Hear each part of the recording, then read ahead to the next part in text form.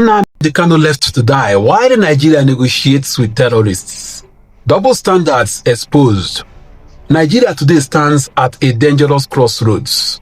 On one hand, Mazi Nnamdi Kanu, the leader of the indigenous people of Biafra, IPOB, a man who simply demanded a referendum for his people, is languishing in DSS custody since June 2021. His doctors are warning that his health is deteriorating, yet the government refuses to release him. On the other hand, a notorious Fulani bandit kingpin, Isaiah Kwashingawa, a man declared wanted by Nigeria's defense headquarters, a man linked to killings, kidnappings and mass terror, has just been invited for a peace deal in Katsina State.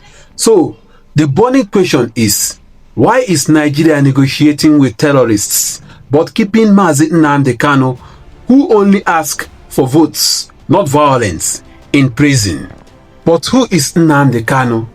Mazi Nnamdi Kanu is no ordinary figure. He is an educated man, a broadcaster based in the UK, who used his voice to demand what UN Charter guarantees, the right of a people to self-determination. For this, the Nigerian government branded him a threat to national interest.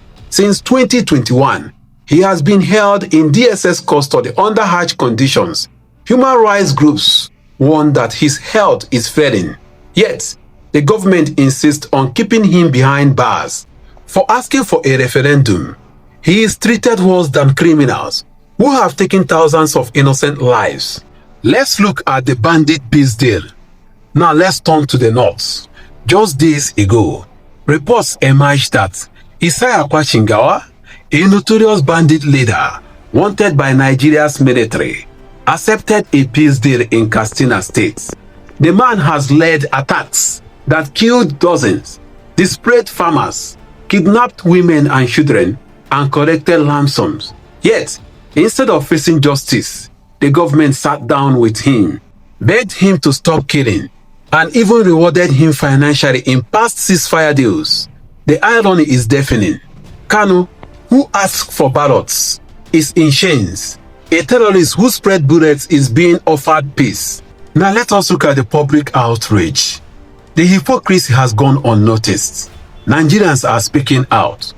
Loretta Onoshe condemned the sight of a terrorist leader dressed in fine clothes, sitting at a peace negotiation with community leaders in Katsina. She warned that young men seeing this will admire bandits and aspire to be like them because the government is rewarding crime. Malanjabi called it shameful, reminding Nigerians that this same terrorist led an attack that killed over 32 worshippers in a Katsina mosque. Yet, he is at a table negotiating, not in handcuffs. Lawyer Malcolm Omihebo blasts the government. You cannot jail Nnamdi Kanu while begging a wanted bandits for peace. He warned that this double standard is tearing the nation apart. Shehu Sani, a former senator, was blunt. Bandit leaders who have killed thousands and raped women should be eliminated, not given peace deals. Even controversial cleric Shegumi, often accused of sympathizing with bandits, warned the Nigerian military not to provoke these same terrorists after they signed the so-called peace deal. The outrage is everywhere. Nigerians are asking, what kind of country negotiates with killers while criminalizing those who demand for justice through peaceful means? Now let us look at the message to young people. The most dangerous part of this hypocrisy is the message it sends. Young Nigerians watching see that being a bandit is more rewarding than being a peaceful activist. Think about it. If you carry a gun, kidnap people, and kill worshippers, the government will call you for peace talks, pay you money, and beg you to stop. But if you raise your voice for justice, like Nnamdi Kanu, you will be jailed, tortured, and left to die. This is how governments unintentionally romanticize terrorism. It tells the youths, crime pays, violence works, peaceful agitation does not, and that more than anything else. That is why insecurity in Nigeria keeps multiplying. But is Nigeria serious about security? Let's be honest, the north today is deeply unsafe. Bandits and terrorists control vast areas of Zamfara, Katsina, Kaduna, Sokoto and Niger. Farmers cannot go to their farms without paying taxes to bandit warlords. Villages are being emptied. Yet, instead of crushing these criminals with military force, the government romances them in broad daylight.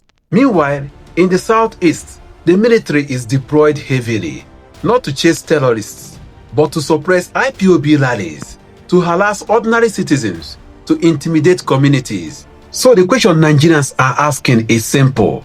Is Nigeria truly fighting insecurity?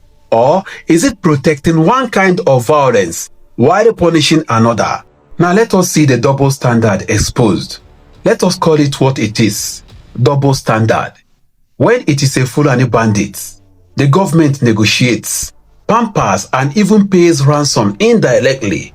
When it is an Igbo agitator asking for a referendum, the government unleashes its full military and judicial might. This is why more Nigerians are saying, is Nigeria really a country or just a prison for some regions and a paradise for criminals in others? In conclusion, at the heart of this hypocrisy is a dangerous truth. A government that negotiates with terrorists but jails freedom agitators cannot claim to be serious about peace. If Nigeria truly wants unity, it must treat justice the same way across all regions. Nnamdi Kanu must not be left to die in custody, while the terrorists dying with governors in peace meetings.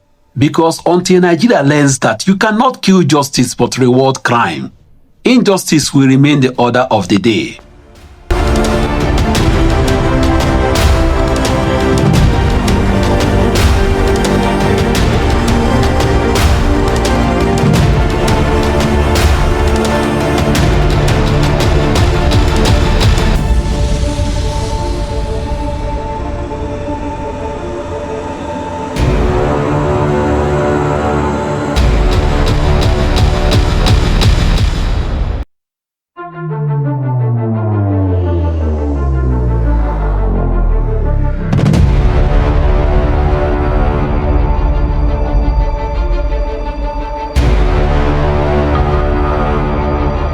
Calm and very, very peaceful. We are fighting to defend our people, not to kill them. We are fighting to defend them. That's why I'm here. I will continue to do so until we get victory.